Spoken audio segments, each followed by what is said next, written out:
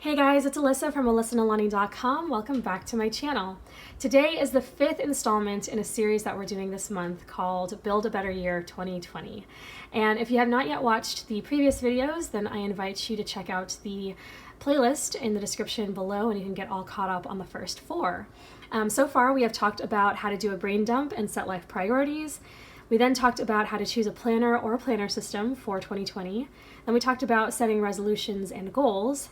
And then we talked about how to choose a word and verse for the year. And then in today's video, as you saw from the title, we're talking about how to write a mission statement. Now, I have to say, I am not an expert when it comes to this writing exercise. I have written a mission statement for myself, so I'm basically just going to share my thoughts and opinions on this, tell you what my mission statement is, and then hopefully you can use that as a springboard to kind of get your mind thinking about what you might want to write. In the description box, you'll also find links to a few blog posts that you might want to check out to kind of give you more ideas, because again, this is not something that I'm well versed on. All I can do is share what I did and kind of what I think about this particular writing exercise. So first off, as you can see, I do have my notebook that I've been working in through this series, and I have my personal planner. So what I'm going to do first is just read off my mission statement. You may have seen this in this planner setup and the one that I had at the beginning of the year. And now I'm just going to read it to you if you ever wondered what it said. So my mission statement says, I believe that God created every person with a plan and a purpose. I want to live my life pursuing brave intentionality, unshakable faith, and timeless class. My wish is to inspire others to pursue intentionality and creativity in their faith, so we can each uniquely reflect God's character and shine his light in the world. Okay, so there's a lot kind of packed into this, and when you are sitting down to write this, first of all, I'm a novice writer myself, and this writing is something that I enjoy doing. It's something that I've enjoyed doing for quite a long time. And so writing exercises tend, depending on what they are, to come easily to me. So I don't want you to sit down with a piece of paper and a pen or a pencil or something and think, okay, it's all gonna flow and it's all gonna come out right away. If writing isn't something that you do on an everyday basis or on a regular basis, you know, whether it's for fun or even on the job, then you might, maybe not, but you might have trouble getting the words to flow and being able to put your thoughts and your feelings into words. It takes practice. So I just wanted to put that out there. Depending on what your background is and what your familiarity is with writing, don't expect something that your brain is not accustomed to doing. Okay, so I just want to start with that. Second of all, when it comes to writing a mission statement, y'all, you're trying to pack a lot into a few sentences, okay? And so don't put pressure on yourself to come up with something, you know, really great and succinct and pithy right away. It does not happen unless it is the concepts that you might include in a mission statement, unless those are concepts that you think about regularly or often, okay?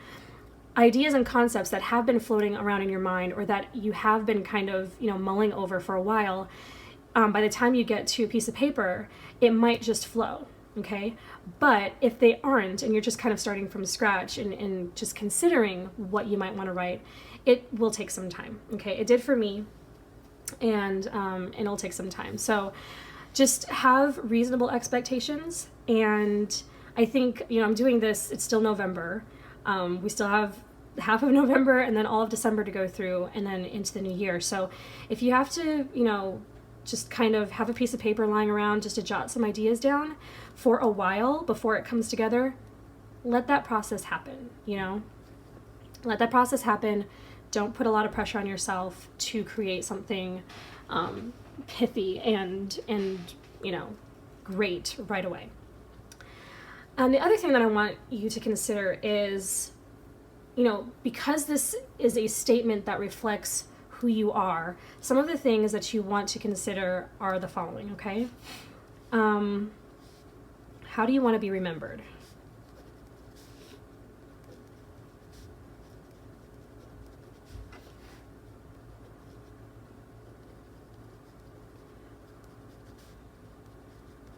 And it can be a little awkward for some of us to think about the fact that one day we're not going to be on this planet, right?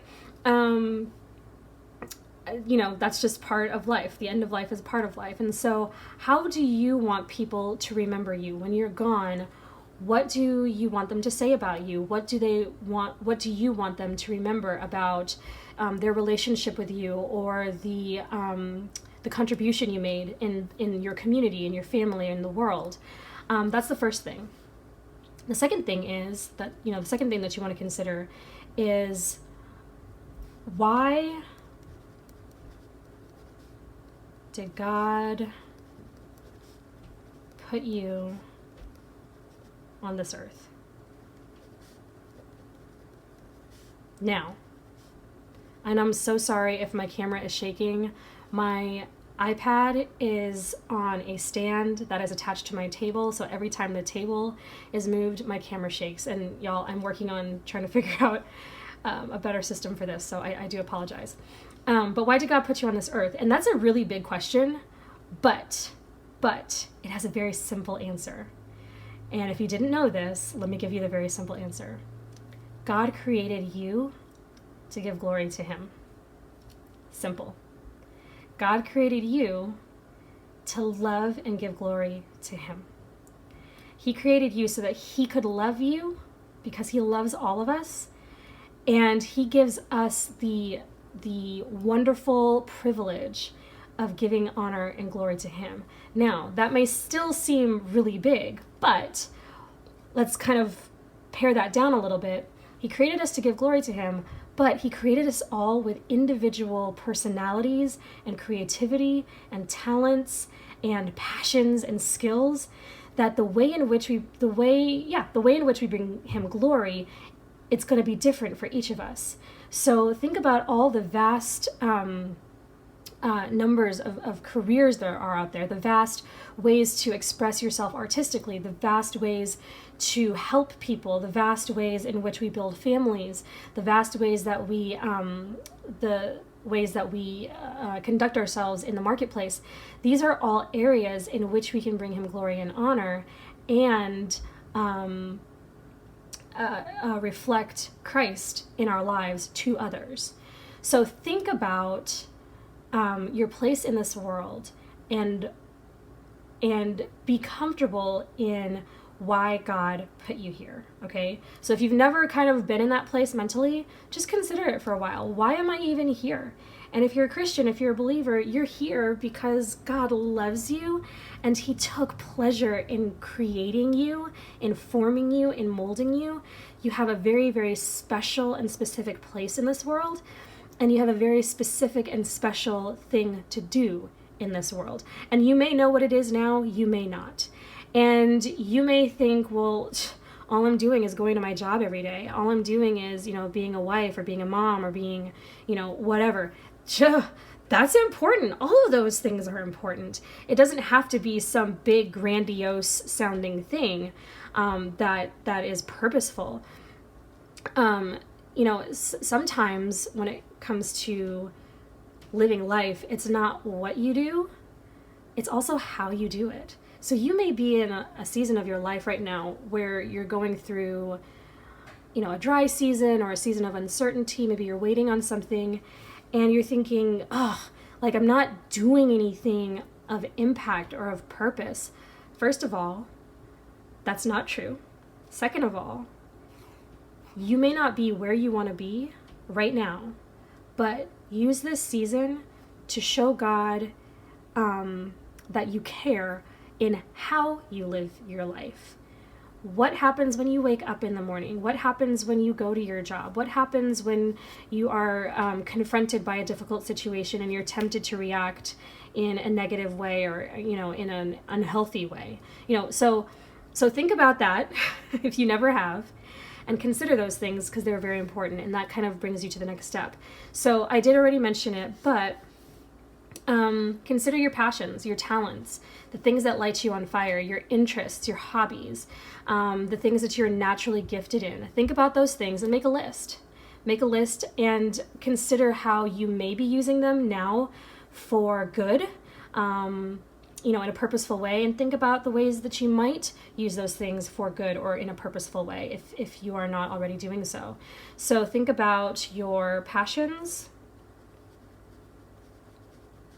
interests, hobbies, talents, skills. These might all be, oops, I spelled skills with 2 S's instead of 2 L's. Skills, hobbies, let's see what else, passions. So yeah, all the things that make you uniquely you, right? In the things that you like to do. And then I want you also to consider your values and your beliefs. What is at the core of you? What's at the core?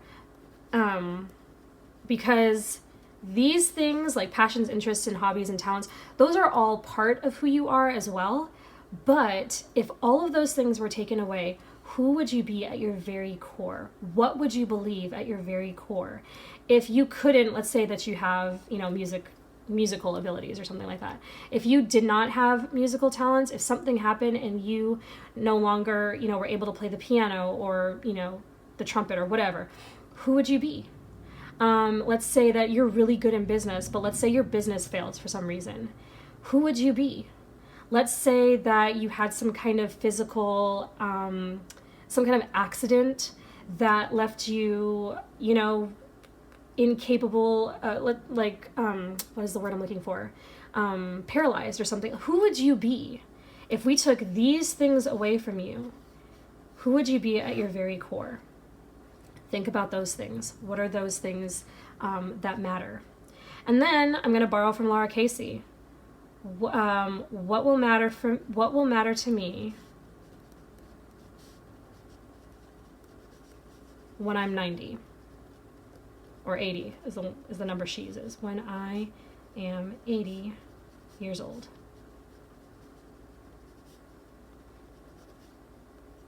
Okay? What will matter to me when I'm 80? This is very similar to how do I want to be remembered, but this is more about you. This is more about how you will feel, and then this one is more about the legacy you will leave. Okay? So ask both questions. What will matter to you when you're 80 years old? When you are old and you've done your work, you've, maybe had your children, you've contributed in these ways, and now you're in a season where you can contribute in a different set of ways. What is going to matter to you? What's going to matter in your family relationships, in your friendships, in the work that you did, or maybe even continue to still do, in the ways that you spent your time? What is going to matter when you're 80 years old? And again, I'm borrowing that from Lara Casey. She has a whole page about that in her Power Sheets. I'm just throwing this out there. Y'all know how much I'm loving Power Sheets. So that's something that she asks in here because it's an important question. It's a very important question. And if what you spend your time doing now does not line up with this, then you need to go back to the drawing board. You need to go back to the drawing board. I'm trying to think if there's anything else. Oh, yes. Okay, so a mission statement also. And I didn't think about this. Well, yeah, I kind of did, but I needed to kind of be reminded of it, so I looked it up. But a mission statement will also, and this is kind of one of the major reasons why you might write one of these. A mission statement is going to help you focus on long-term goals. So we make a lot of short-term goals in our lives, like pay off debt, finish my education, get this job, organize my closet, and they run the gamut of areas in our lives. But when it comes to long-term goals, like, where do I want to live and raise my family? What portfolio do I want to create in my career? Those kinds of things. Your mission statement will help you focus on the things that matter in the long run, because long-term goals are like running a marathon. It takes a long time. You don't see results right away, which is one of the reasons why it's important to have short, actionable goals to kind of meet along the way with your long term. Anyway, that aside, long term is very much like a marathon rather than a sprint, and a mission statement is going to help you focus on what's important as you are chasing this, okay, as you're working on this. So these are just a few things to consider. Like I said, I have linked some blog posts in the description box for you to take a look at to get some more ideas. But a mission statement, you can look at it a couple of different ways. You can write a mission statement for your life. That's what this one is.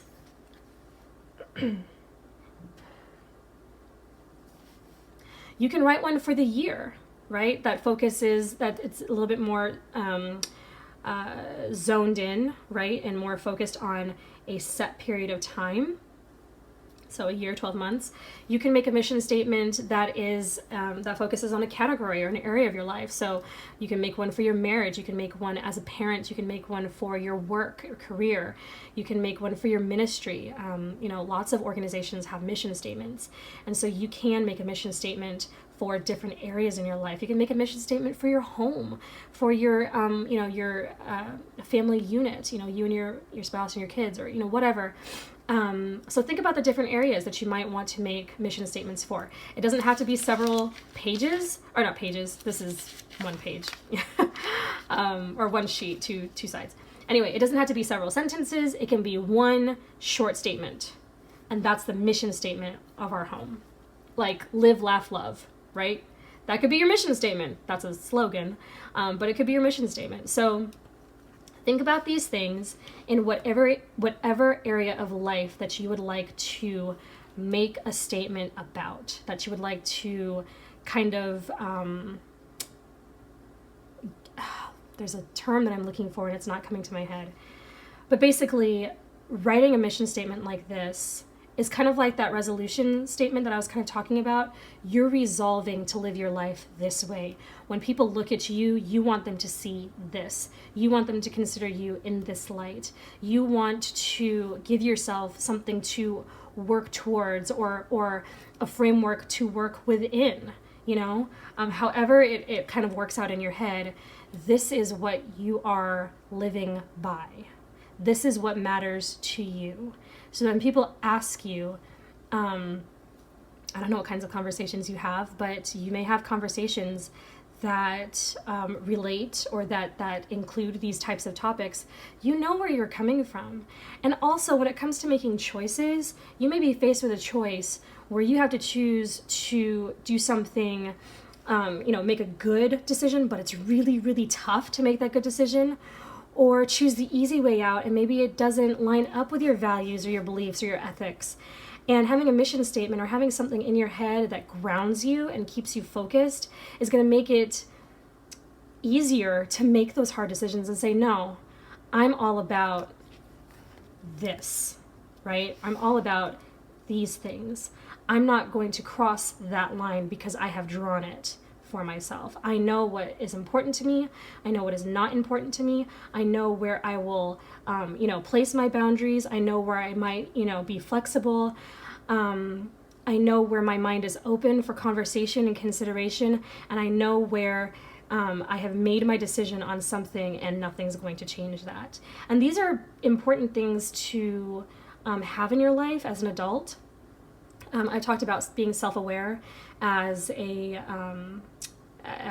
characteristic of a classy lady. A classy woman is self-aware. She knows where she's at. That might change because we grow and we develop and we mature. But right now, she knows what's important to her right now. And right now is all we have. We can plan, we can set goals, we can look into the future and want and wish and dream and plan. But right now is all that we have. So whatever it is you're dealing with right now, how can you best make decisions? How can you best respond? How can you best function in an economy? How can you best function in a family? How can you best function in your community? Whatever that means for you. And so having a mission statement, and you don't have to show anybody. Like I showed you mine for the purpose of the video, but you don't have to show anybody. This can be in your notebook, your journal, your planner, or whatever. and just be between you and God. And that's all. Or if you have one for your marriage, it could be between you and your husband or your family unit or whatever. Or if you run a small business or something like that, or you're on a team, you can write one for your team. And it's just for you. You don't have to show up or show it off to anybody else. It's just for you and the people that this pertains to. So those are my thoughts, and hopefully advice. I hope this was helpful. Again, blog posts are down below. The playlist for the rest of the videos in the series are down below. And if you have any questions or comments, please let me know. And also let me know if you've ever written a mission statement for yourself or something like this. And if you have, I would love to know. If this is your first time, yay! Have fun writing your mission statement. Have fun really considering these things, you know, because these things are important. So I hope it gives you some clarity and some self-awareness and gives you something to think about. Again, questions, comments, you know where to put them. And I will talk to you all in the next video. Next week, we're going to be having some fun. We are going to be talking about creating a vision board for the new year and creating a 2020 self-care survival kit, which I am super excited to try with you all. And I hope that it's a lot of fun. So stay tuned next week for those videos, and I will talk to you all in the next video. Thanks so much for watching. Have a great rest of the day, and I will see you later. Bye-bye.